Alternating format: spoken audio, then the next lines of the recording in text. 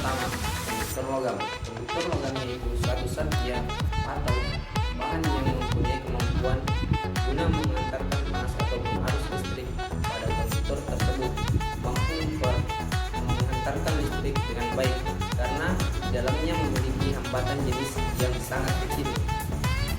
Tahanan satu ini dipengaruhi oleh sifat material atau bahan penyusunannya, ukuran panjang, hambatan, dan luas penampang bahan. Jadi yang kedua, sifat konduktor. Ada pula sifat-sifat konduktor. Yang pertama, memiliki daya antar listrik. Daya antar listrik didapat dari banyaknya elektron bebas yang terkandung dalam bahan konduktor. Meskipun sebagian besar elektron yang dimiliki konduktor terikat kepada inti atomnya, ada sebagian kecil yang dapat bergerak bebas dari satu atom ke atom lainnya. Poin kedua, hambatan jenis resistivitas yang kecil. Semakin kecil hambatan jenis suatu bahan, maka semakin baik nilai konduktivitasnya. Konduktivitas merupakan ukuran kemampuan suatu bahan untuk mengantarkan arus listrik. Jadi yang ketiga, daya hantar panas tinggi.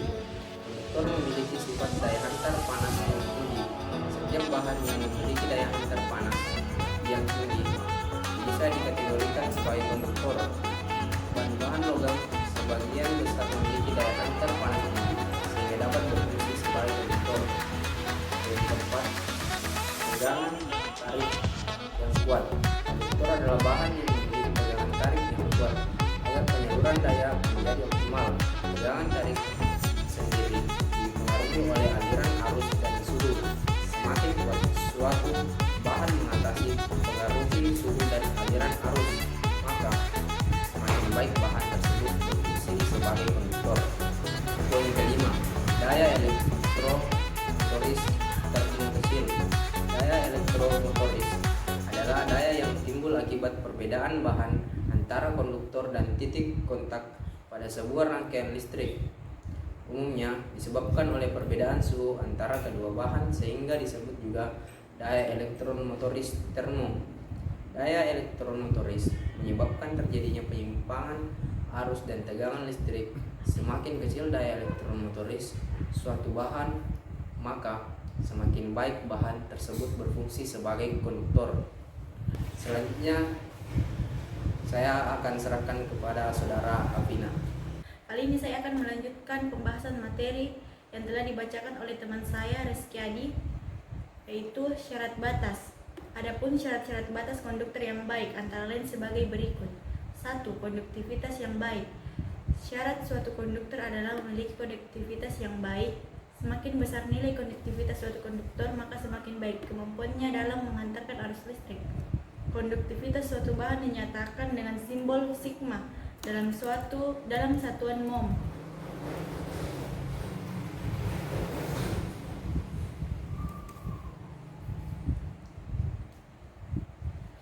Kebalikan dari konduktivitas adalah resistivitas atau hambatan jenis.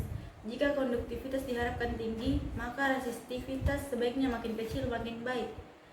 Sigma sama dengan 1/4. Kekuatan mekanik tinggi. Kemampuan mekanik atau mekanis adalah kemampuan suatu bahan untuk menerima beban, gaya, energi tanpa menimbulkan kerusakan pada bahan tersebut. Konduktor pada umumnya memiliki kekuatan mekanik yang tinggi agar bisa dialiri panas atau arus listrik dengan baik.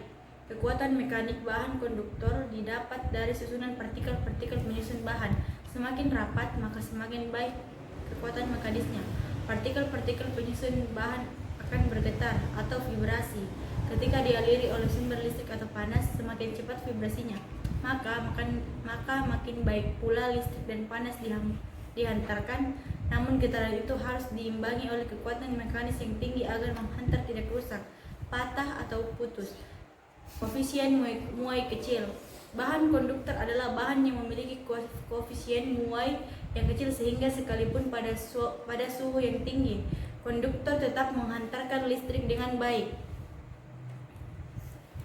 4. Modulus elastis besar. Bahan konduktor juga harus memiliki modulus elastis yang besar.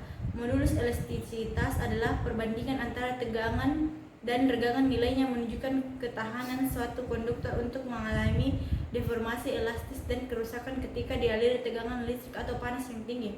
4. Metode Santir. Dua muatan yang sama besar tetapi tandanya berlawanan dapat diganti dengan sebuah muatan dan bidang datar konduktor tanpa mengubah medan di atas permukaan. Suatu konfigurasi bidang datar konduktor dapat diganti oleh konfigurasi muatan yang diketahui tersebut ditambah dengan konfigurasi santirnya tanpa bidang konduktor tersebut. 5. Semikonduktor. Pada bahan semikonduktor intrinsik seperti germanium atau silikon murni ada dua jenis pembawa arus yaitu elektron dan lubang atau hole. Elektronnya datang dari bagian atas pita valensi penuh yang menerima energi yang cukup, biasanya energi termal, untuk menyeberangi pita terlarang yang relatif kecil ke pita produksi. Jurang pita energi yang terlarang biasanya dalam orde atau satu elektron kekosongan yang ditinggalkan elektron tersebut menjadi tingkat energi yang tak terisi pada pita valensi yang dapat juga berpindah dari satu atom ke atom lainnya dalam kristal. Konduktivitas merupakan fungsi dari konstruksi lubang, konsentrasi elektron dan mobilitas. Untuk germanium murni, mobilitas elektronnya 0,36 dan mobilitas lubangnya 0,17. Sedangkan untuk silikon mobilitasnya ialah 0,12 dan 0,25. Konduktivitas semikonduktor intrinsik bertambah terhadap temperatur, sedangkan konduktivitas konduktor logam menurun terhadap temperatur. Semikonduktor intrinsik juga memenuhi hukum Ohm bentuk titik.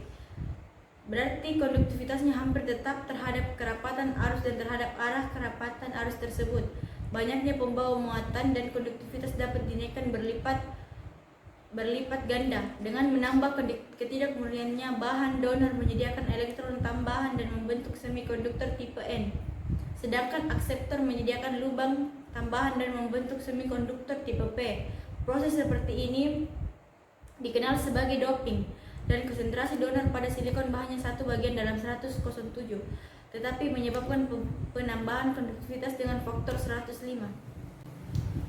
Jika dinyatakan dalam ohm per meter, harga sigma berkisar 10-17 untuk quartz yang dilebur, 10-7 untuk isolator plastik dalam, dan kira-kira untuk semikonduktor sampai 108 untuk konduktor logam pada temperatur kamar. Harga tersebut meliputi jangkauan sampai order sebesar 25 kali. Terima kasih. Assalamualaikum warahmatullahi wabarakatuh.